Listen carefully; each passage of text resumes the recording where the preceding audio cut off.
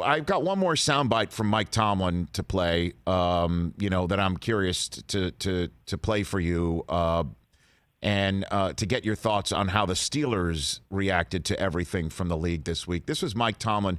If that second soundbite you played for me before the show, Don Bowie. Here is what he had to say about preparing now for the next game. Mike, you guys have a short week to address any of the problems that arose in this game. Do you guys have enough time to turn things around before you play Washington on Monday? We don't have to reinvent the wheel. It's not some transformational thing that needs to transpire. We got to coach better and play better when we get inside a bowl. And so I expect our group to do that on Monday night or Monday evening, whenever it is that we play.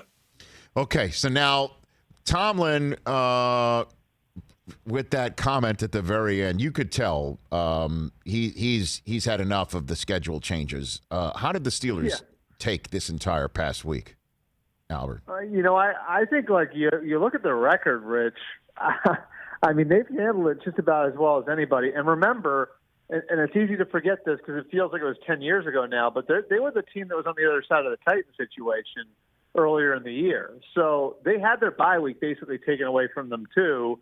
This, would have represented, this would have represented like the mini bye, and now that's gone, and so it's just, I mean, you look at what the Steelers have been through, and you would think it'd be sort of a worn-out team, and I think you got to give them a lot of credit for their resilience because they've sort of been dealt a bad hand when it comes to that. They've fought through that, and then you look at some of the injury situations and how they've been able to find guys. I mean, they lost Devin Bush, who's and as well as anybody how good a player he can be, a major part of their defense. And they've been able to kind of fill in for him with guys like Rob Spillane, and now they lose Bud Dupree. And so, I think one of the things that, and it was interesting because I talked to Spillane after the game last night, and he basically kind of told me what Mike Tomlin said to them back in July when they reported for training camp. He called it necessary business in 2020, being able to kind of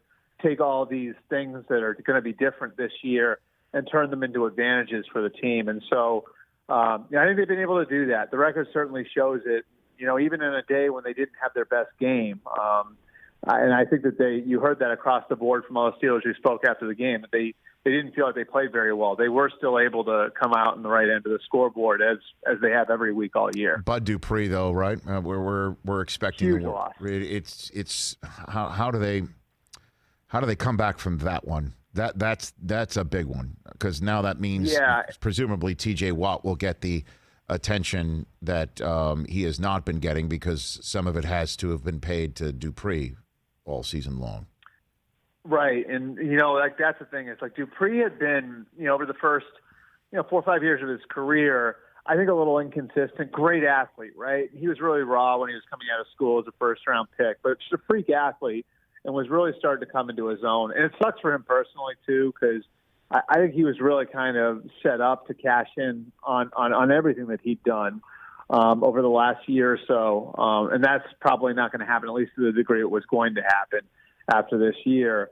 And it's a huge loss for the reasons that you mentioned there. I mean, losing him really means that if you're, an offense now, you can devote a ton of resources to taking care of T.J. Watt, who is absolutely Defensive Player of the Year candidate. So not only do you lose, all Dupree's production, you also kind of lose the impact that he had on one of the best defensive players in football. And so, now they turn to a rookie, and Alex Highsmith, who's played a bunch for them and made some key plays, and a guy that they really like. He's a third-round pick, so it's not like the guy's come out of nowhere.